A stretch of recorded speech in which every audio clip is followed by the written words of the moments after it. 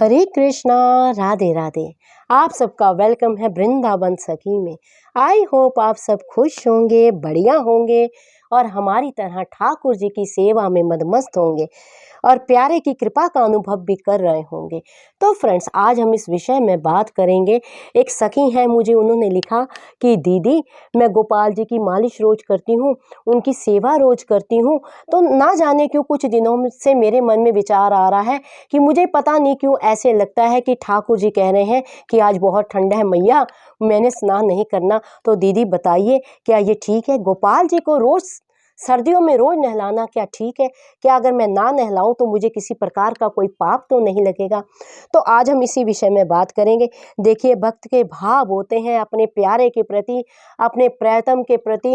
देखो, हम प्रियतम प्रियतम बोल देते हैं, ठाकुर जी बोल देते हैं, क्योंकि हमारे यहाँ जो ठाकुर जी की सेवा होती है ना जी, सखी भाव से होती है।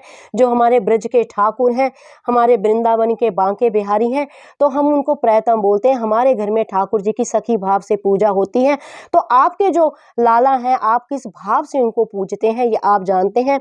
आप पुत्र मानिए, भाई मानिए, बंधु मानिए, वो आपके भाव है।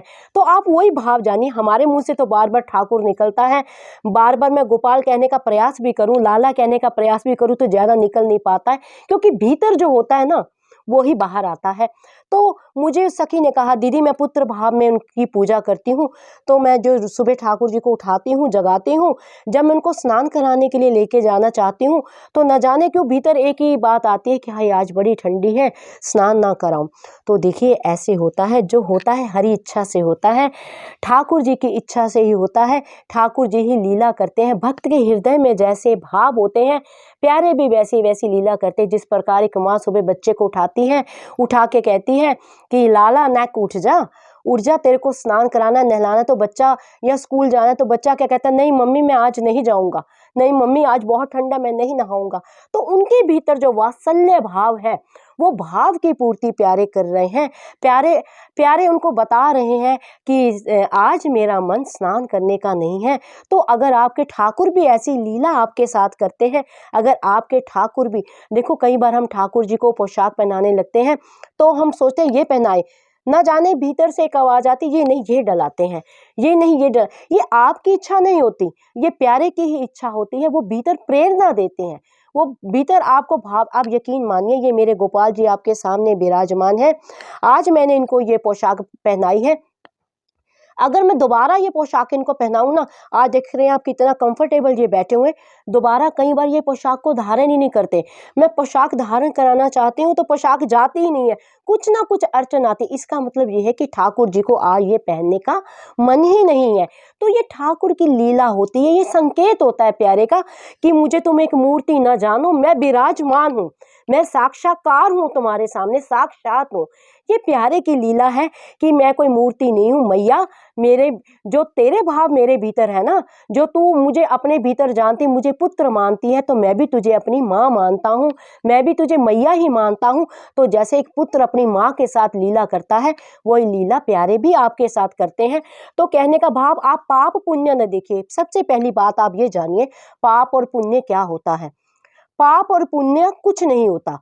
पाप पुण्य होता है उसके पीछे करने वाला जो आपका कर्म है, उसका उद्देश्य क्या है, वही पाप होता है, वही पुण्य होता है। अगर ठाकुर जी की इच्छा नहीं है नहलाने की तो आप जबरदस्ती नहलाएंगे तो ये भी कोई पुण्य का काम तो नहीं है। जिस प्रकार आप देखिए, अब कोई व्यक्ति है, किसी गलत इरादे से हाथ में चाकू लेके घूम रहा है, उसी तरफ एक दूसरा एक डॉक्टर है, उसके हाथ में भी चाकू है, एक गलत व्यक्ति के भी हाथ में चाकू है। तो चाकू तो दोनों के हाथ में है, पर उन दोनों का उद्देश्य अलग अलग है।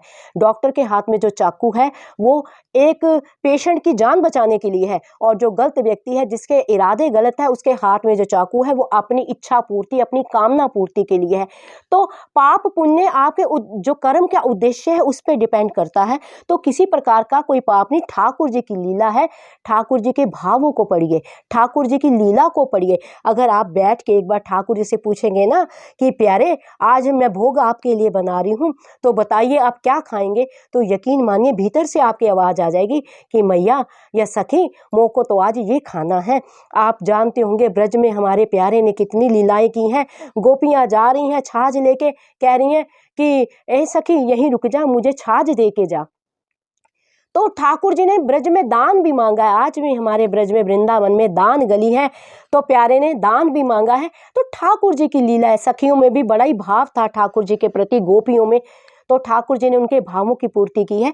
तो इसी प्रकार आपके भावों की पूर्ति भी मेरा प्यारा करता है। तो अगर आप इनको पुत्र मानती हैं तो पुत्र रूप में लीला करता है, आप इनको प्रियतम मानती हैं तो प्रियतम रूप में भी लीला करता है।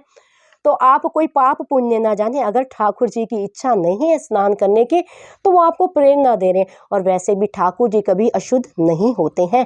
ठाकुर जी कभी अशुद्ध, ये पतित पावन है, ये पतितों को पावन करने वाला है, जिसके चरणों से गंगा प्रकट हुई है, जो गंगा भव तारनी है। यहाँ तक कि हम अंतिम समय भी गंगा में हमें प्रवाह किया जाता है कि हमारा शुद्धिकरण हो जाए।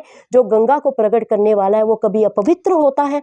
तो ये भाव आप मन में न लाएं। पतित पावन, आपने अहिल्या की कथा सुनी होगी। जब अहिल्या को जब पैर का एक अंगूठा प्यारे ने लगाया है तो शिला बनी हुई अहिल्या नारी बन गई, पत्थर की अहिल्या नारी बन गई। तो ऐसा एक नाम है इनका, पतित पावन। तो पतित पावन भगवान को हम पावन करने वाले कौन हैं? ये तो कृपा साधे हैं, क्रिया साधे नहीं है। जिस पे प्यारे क्रिया करते हैं उस पे ही लीला करते हैं। तो मन में आप ये भाव न लगाएं। ठाकुर जी की इच्छा समझ के आप उस इच्छा को स्वीकार करें। जिस तरह आपके प्यारे कहते हैं, जिस तरह आपके प्यारे लीला करते हैं, वही लीला प्यारे की स्वीकार करें। तो आई होप आपको पता लग गया होगा कि कोई ज़रूरी नहीं कि सर्दियां हैं तो ठाकुर जी को फिर भी स्नान कराना है। अगर ठाकुर जी की इच्छा नहीं है तो कोई बात नहीं। जैसे जिस राजी तेरी रजा में मुझे ऐतराज क्या है, यानी आप समर्पित कर दीजिए अपने आप को अपने प्यारे के चरणों में। तो आगे प्यारे जाने, हमें क्या, हमारी जीवन की डोर वो चला रहा है, हम चिंता क्यों करें, हमारी चिंता करने वाला वो है। तो आई होप आपको पता लग गया होगा कि हमें ज़रूरी नहीं है कि ठाकुर जी को रोज़ ही स्नान कराना। अगर ठाकुर जी की इच्छा है वो अपने आप आपके भीतर प्रेरणा दे देंगे। अगर आपके मन में फिर भी कोई क्वेश्चन है, कोई क्वेरी है, तो आप मुझे कमेंट बॉक्स में लिखें। जितना मैंने पढ़ा है, जितना मैंने अध्ययन किया है, जितना मैंने संतों से सुना और जितना मुझे ठाकुर जी के प्रेम में मुझे अनुभव हुआ है, उसके अकॉर्डिंग ही मैं आपके प्रश्नों का आपको उत्तर देती हूँ।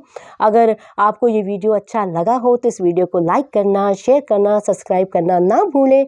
हरे कृष्णा, राधे राधे।